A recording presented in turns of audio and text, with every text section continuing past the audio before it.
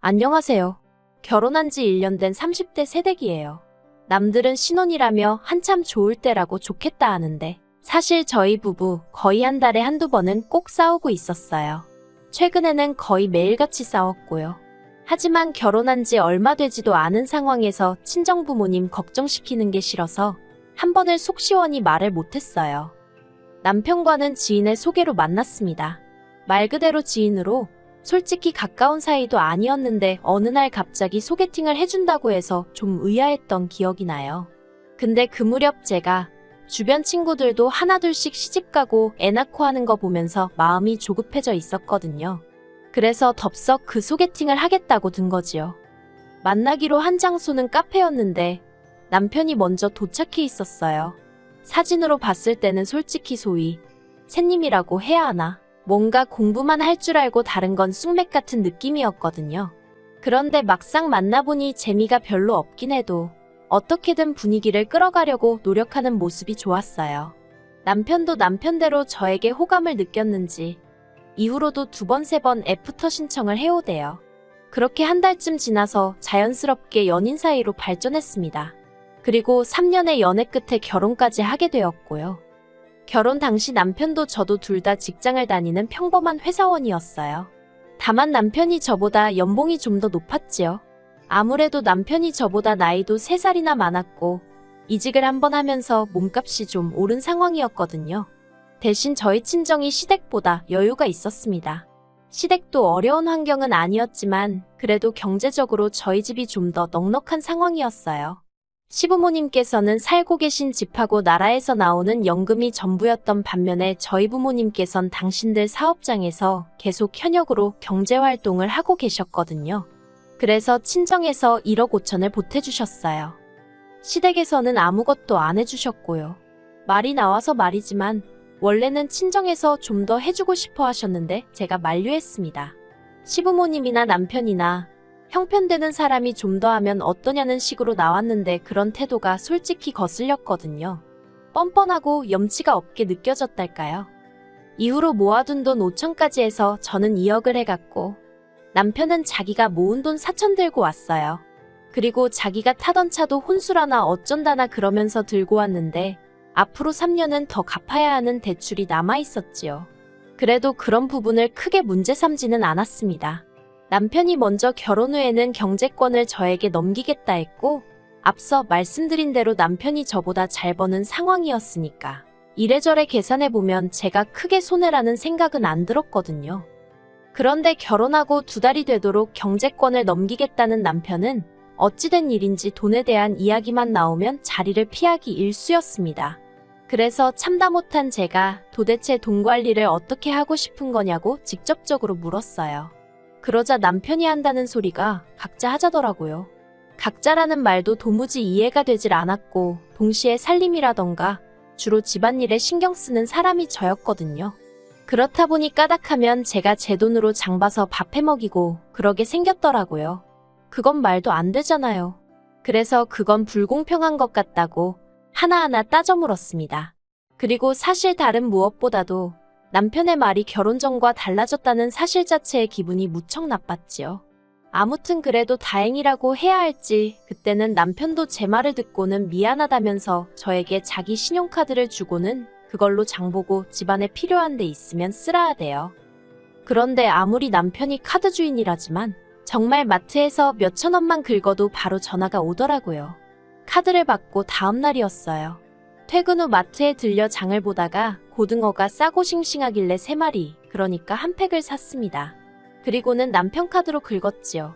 그런데 정말 결제하고 1분도 안 돼서 남편에게 전화가 걸려왔고 뭘 산 거냐고 묻더라고요.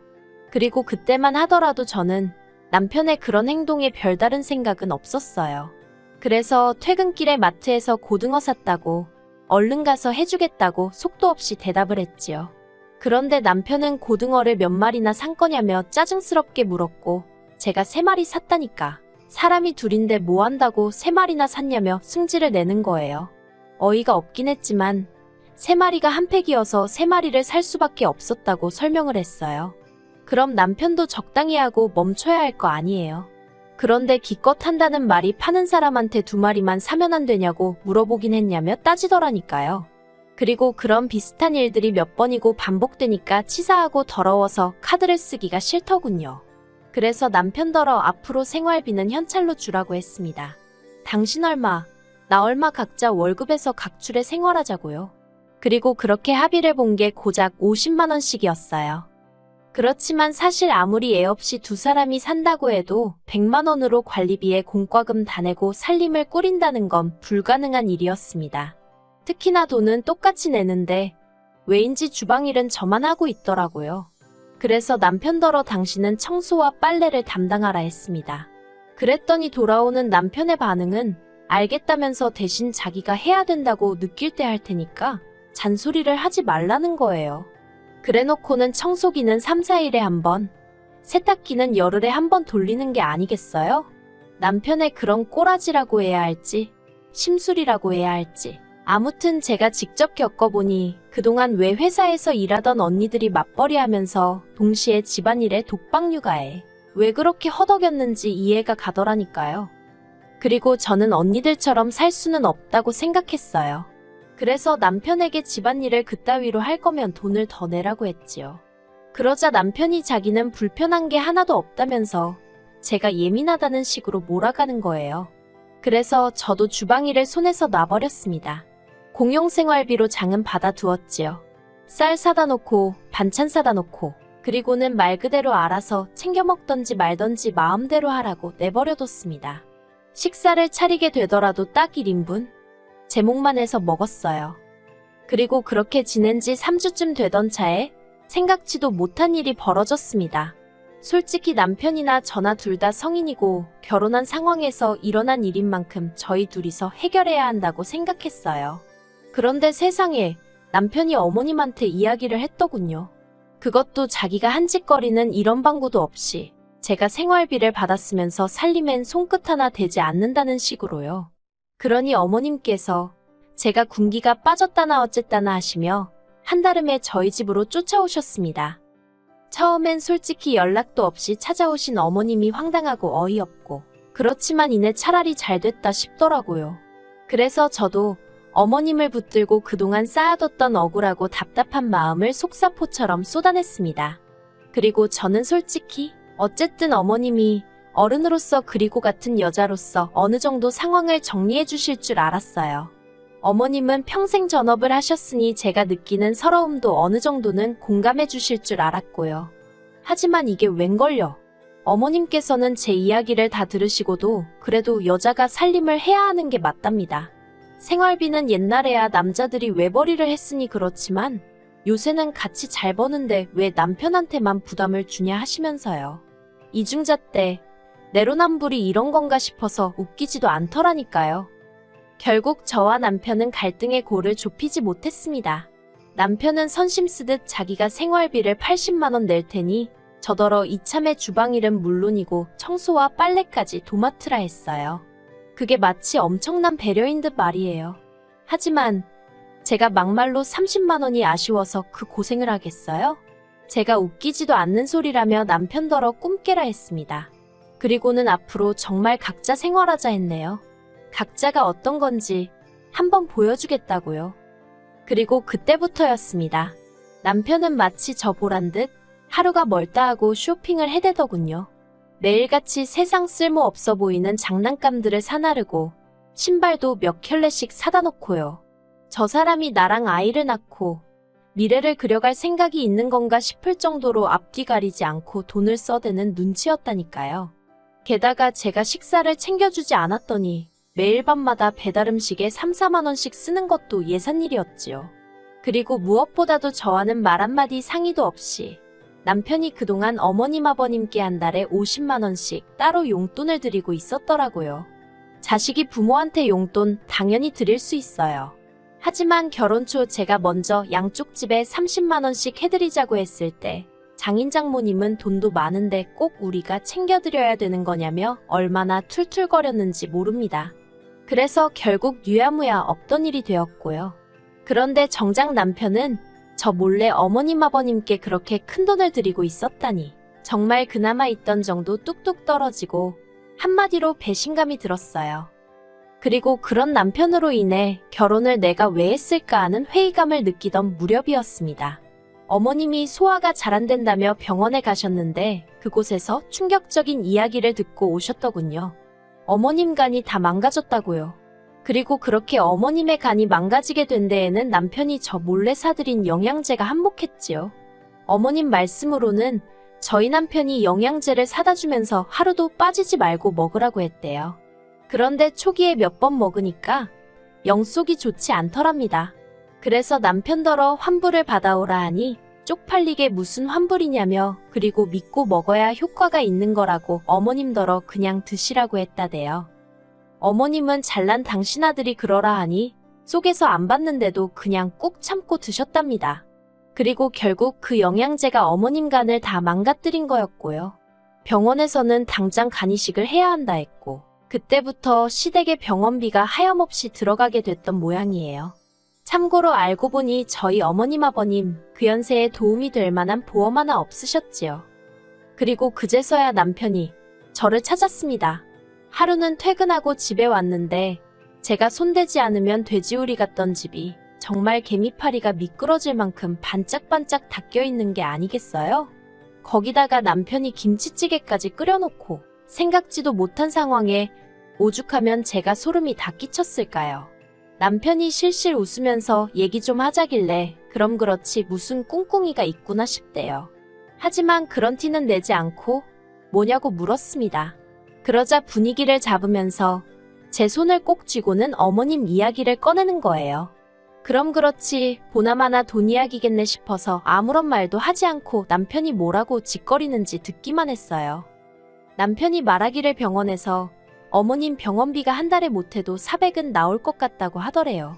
나중에 간병인을 쓰면 돈은 더 늘어나고요.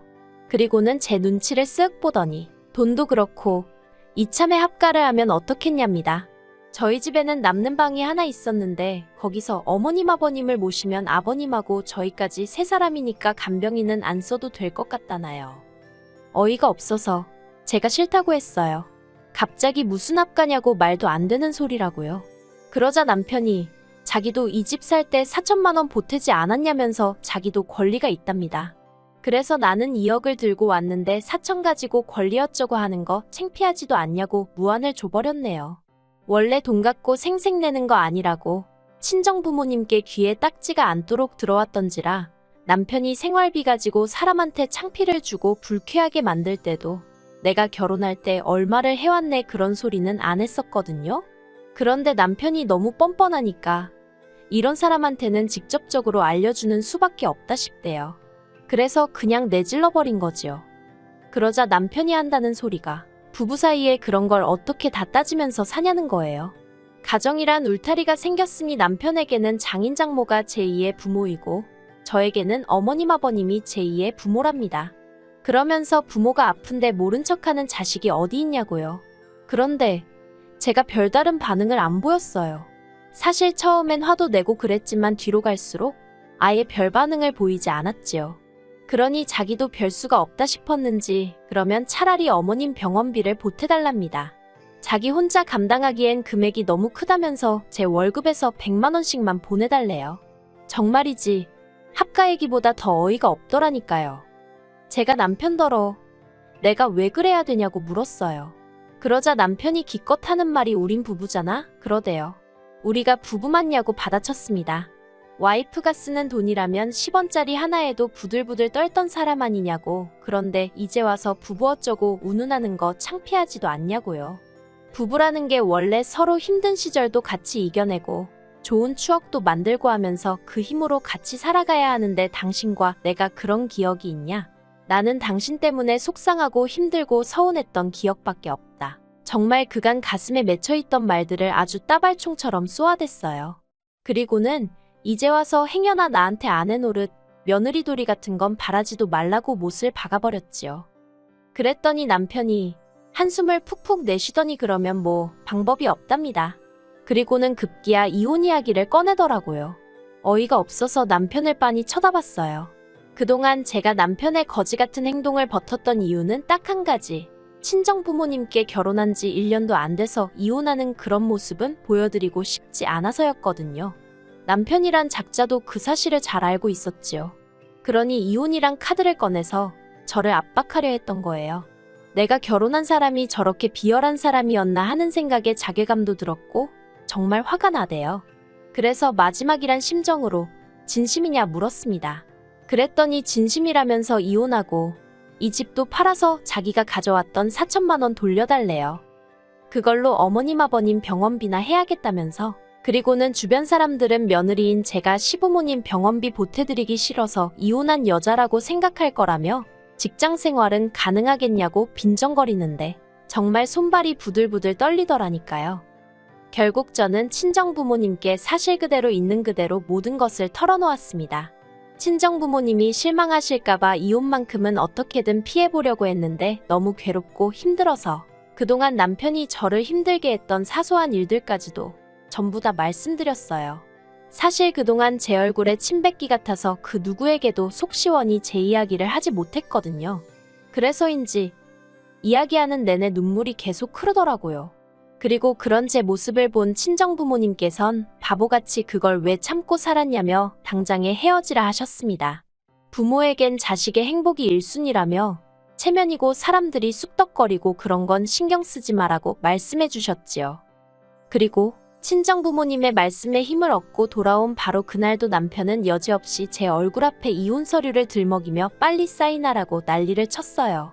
저는 그런 남편에게서 서류를 낚아채선 알겠다고 하며 사인을 했고요. 그러자 남편의 표정이 가관이었습니다. 한마디로 아차 이게 아닌데 하는 표정이었거든요. 이후로 자기 딴에는 아무렇지 않은 척이라도 하려던 건지 저더러 확실하냐 후회 없냐 낙장불입이다 어쩌다 해대는데 너무 짜증나서 왜 이렇게 말이 많냐고 하기로 했으면 하는 거라고 내일 당장 접수하라고 소리를 지르곤 저 먼저 방으로 들어가 버렸네요. 그런데 이후로 일주일이 지나도 남편은 서류를 접수하지 않았고 더 정확히 말하자면 이혼의 이응자도 말을 안 하더라고요. 오직 제 눈치를 살피기에 급급했지요. 결국 안 되겠다 싶어서 제가 먼저 집을 부동산에 내놓고 남편에게 알렸습니다. 이때 정말이지 집이 제 명이라서 얼마나 다행이다 싶던지요. 여담이지만 결혼식을 앞두고 부부라는 이유로 공동명의를 집요하게 요구하던 남편이었습니다.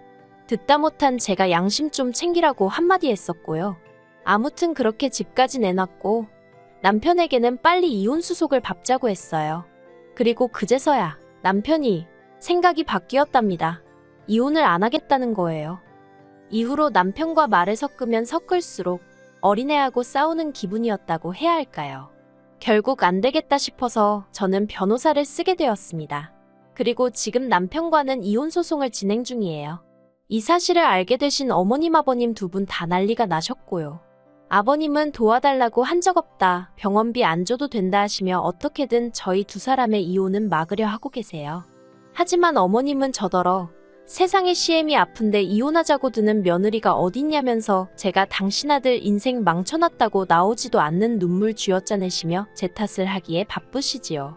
그리고 그런 어머님의 모습을 보고 있으니 정말 이혼해야겠다는 생각밖에 안 든답니다. 정말이지 할 수만 있다면 최선을 다해서 남편의 인생을 망쳐놔야겠다는 오기가 드는 지경이에요. 결혼 생활이 짧았던 만큼 위자료나 뭐 그런 건 기대도 없어요. 고약스러운 남편의 성격 덕분에 1년도 더 걸릴지도 모르겠고요. 하지만 지금은 어떻게든 남편과 완벽하게 남남이 되고 싶다는 마음뿐입니다. 저런 남편이랑 참고 살아봤자 지금이야 제가 제 힘으로 돈이나 벌지 애라도 낳고 직장이라도 관둬봐요. 돈 가지고 사람을 얼마나 들들 볶고 생색은 또 얼마나 내겠어요? 그런 푸대접을 받을 게 뻔한데 절대 같이 못 삽니다. 어머님께는 죄송한 마음이 아예 없는 건 아니에요.